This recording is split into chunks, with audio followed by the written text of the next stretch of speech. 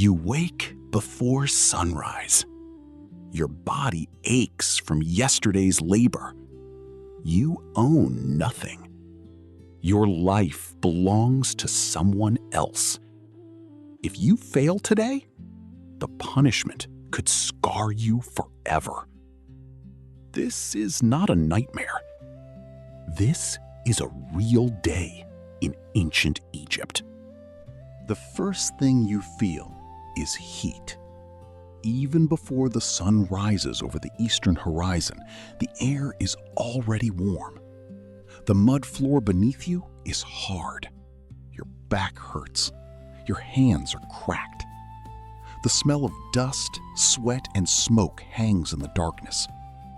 You are not a pharaoh. You are not a priest. You are not one of the wealthy officials whose names will be carved into stone. You are one of millions. A laborer, perhaps a slave, perhaps a servant, perhaps a farmer tied to land that does not belong to you. History often remembers pyramids, golden masks, hidden tombs. But the real story of ancient Egypt was lived by ordinary people. People who woke hungry, worked under the sun, feared punishment, and hoped to survive another day. Today, you will live that life. You will wake in a small mud brick house beside the Nile. You will eat the food that sustained an empire. You will witness the power of the pharaoh, and you will see how harsh justice could be. As you step deeper into this world, ancient Egypt will stop feeling like distant history. It will feel real. But before the sun is fully above the horizon, your fate is already decided. And the next sound you hear will determine how your day begins. A rooster cries in the distance. Dogs bark. Someone coughs nearby. The village slowly stirs. Your home is simple. Walls made of mud bricks dried in the sun. A roof of reeds and timber. One room for sleeping. One corner for grinding grain. One hearth for baking bread. There is little privacy, little comfort.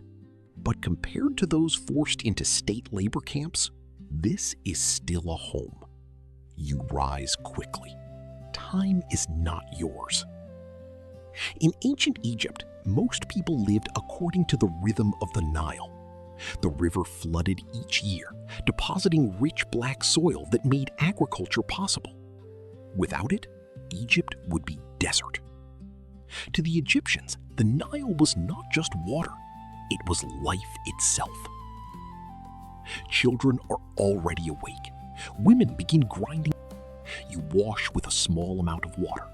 There is no luxury, no leisurely breakfast. The day's work begins with the first light. And if you are a slave, your choices are even fewer. Slavery in ancient Egypt was complex. Some slaves were prisoners of war. Others were debt servants. Some worked in households. Others labored in quarries, temples, or estates. Your legal status matters little. Your body is your value. And today, your body will be tested. Before you lift a single stone, you eat the same food that fed farmers, builders, and kings. Breakfast is simple, but it is essential. A round loaf of coarse bread, a cup of beer, perhaps onions, maybe dates. If your family is fortunate, some dried fish. This was the foundation of Egyptian life. Bread and beer. Not occasional staples. Daily necessities. Often used as wages. Used as offerings to the gods. Used to measure wealth. Egyptian bread was dense and gritty. Grinding stones often left traces of sand in the flour. Over time, this wore down teeth. Many mummies reveal severe dental damage. The beer was thick, nutritious, and low in alcohol, consumed by men, women, and children, safer than stagnant water and rich in calories. Workers on royal projects received rations of bread and beer. Without these, entire construction efforts would halt. For the poor, meals remained repetitive. Bread, beer, leeks, lentils, garlic, figs, dates. For the wealthy, tables overflowed with roasted duck, beef, honey cakes, pomegranates, and imported wine. But you are not wealthy. You eat quickly, standing, barely speaking. Every bite is fuel, because soon the overseer's voice will call your name. The pyramids look eternal, but from where you stand, they are built one blister at a time. The sun climbs higher, the temperature rises, and labor begins. Depending on your role, your tasks may vary. You may plow fields with oxen, carry baskets of mud, cut limestone, dig irrigation canals, transport grain, or serve in a noble household. If you are assigned to a royal project, the work is relentless. Contrary to popular myths, the Great Pyramids were largely built by organized laborers rather than chains of slaves.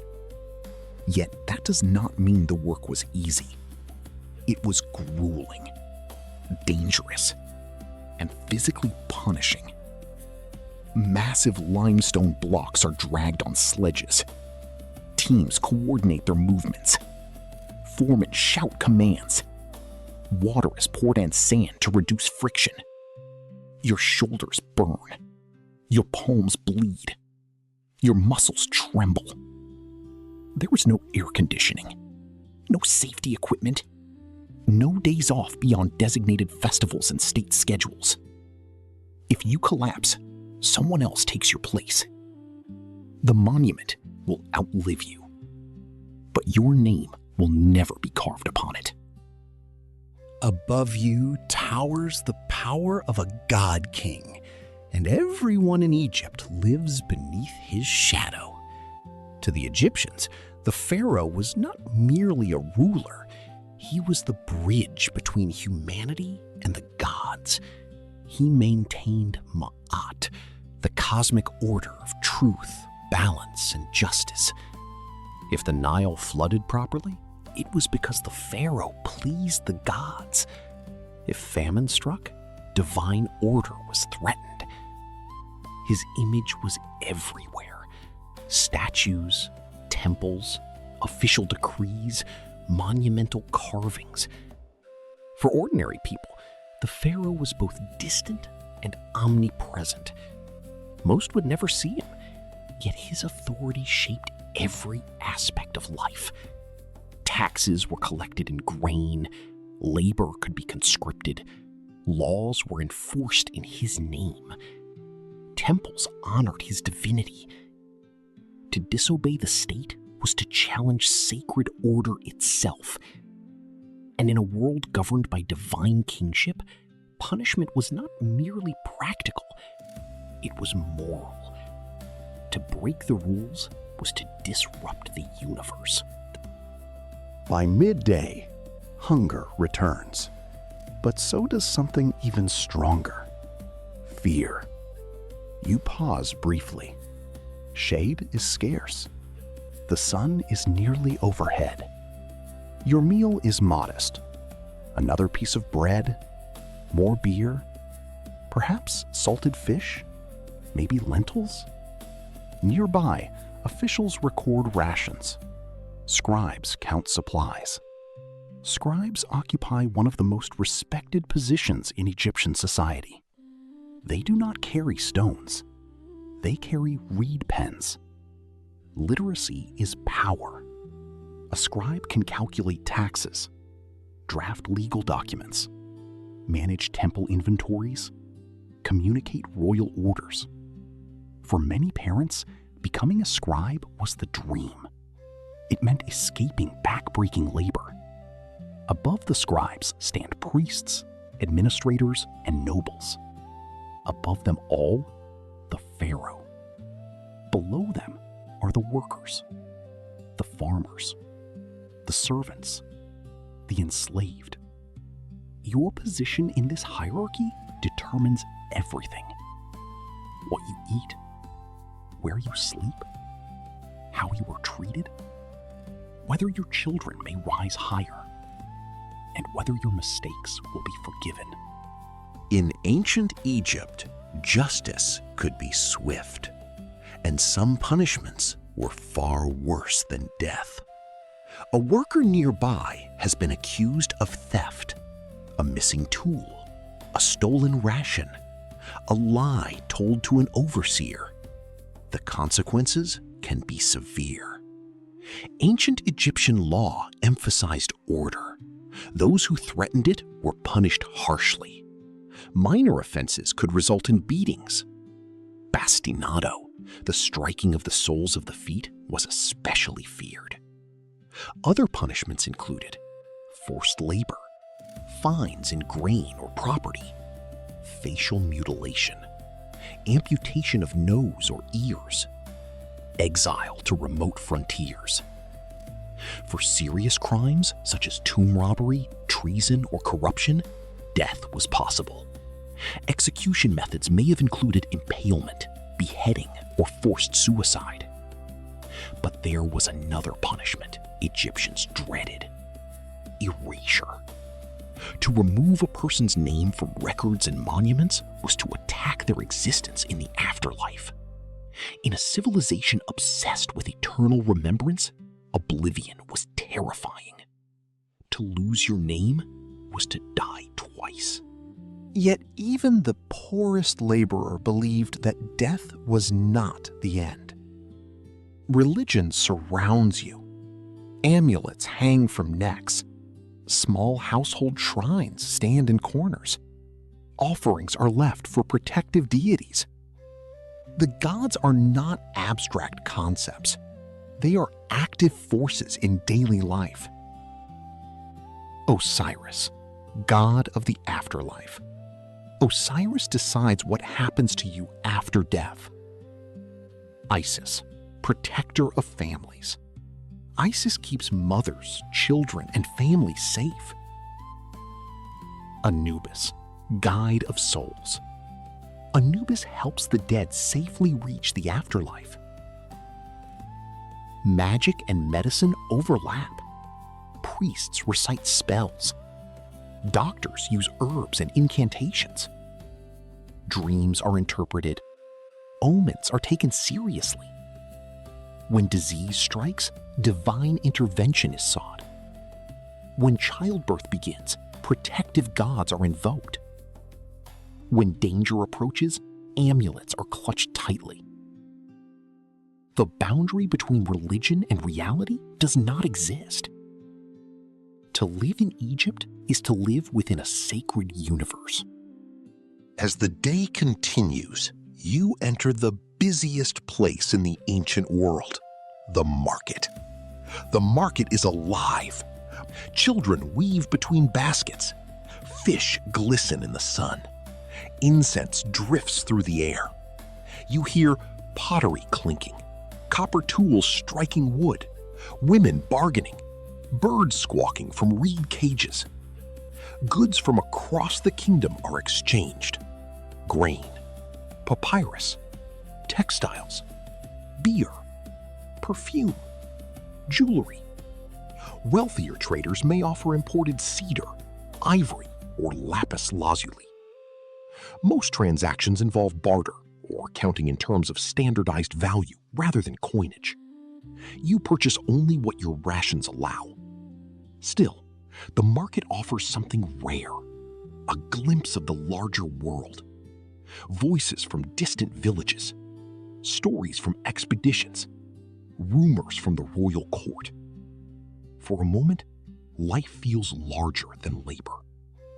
But when the market closes, another world begins, one hidden behind temple walls. Temples are among the most powerful institutions in Egypt. They are religious centers, economic hubs, landowners, political actors. Only priests may enter the most sacred chambers. Inside, a cult statue of the deity resides in darkness. Each day, priests perform rituals. They wash, dress the divine image, burn incense, present offerings, recite prayers. These actions are believed to sustain cosmic order. Outside, ordinary people bring petitions and offerings. They seek healing, justice, and divine favor. Temple walls are covered with scenes of pharaohs making offerings to the gods. Columns rise like stone forests. Torches flicker against carved hieroglyphs. The atmosphere is overwhelming. In this place, religion and state are inseparable. As the sun begins to set, the greatest mystery of ancient Egypt comes into focus. What happens after you die? For Egyptians, death is a transition, not an ending. The soul continues. But survival in the next world requires preparation. Your body must be preserved, your name remembered, your tomb supplied, your heart judged. In the Hall of Two Truths, your heart is weighed against the feather of Ma'at. If your heart is light, you enter the field of reeds, a perfected version of Egypt. If it is heavy with wrongdoing, it is devoured. This belief shapes everything. Why tombs are filled with goods, why mummification is practiced, why names are inscribed, why moral conduct matters. Even the poor hope to be remembered, because to be forgotten is the ultimate loss. But before eternity, there is one more challenge: surviving another night. The sky glows red over the Nile. The heat begins to fade. You return home exhausted. Your feet are sore. Your shoulders ache. Your stomach growls. The evening meal resembles the morning's. Bread, beer, vegetables, perhaps fish. Family members talk quietly. Children listen to stories. Oil lamps flicker. Neighbors exchange news. Who was punished? Who received extra rations? Which official visited the village?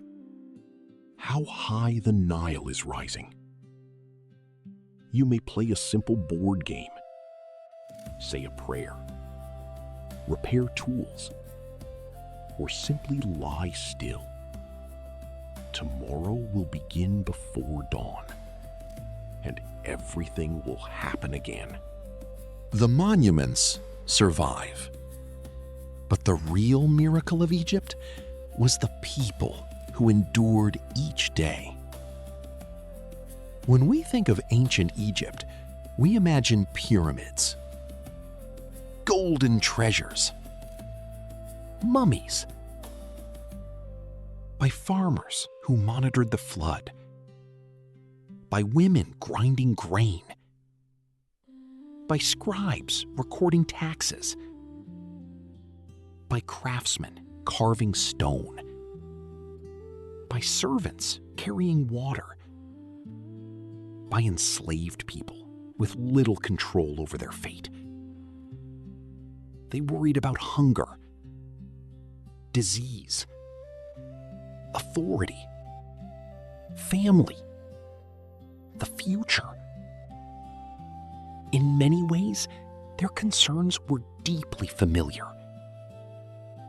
They worked, loved, feared, believed, endured. The distance between us and them is not as great as it seems. The clothing has changed.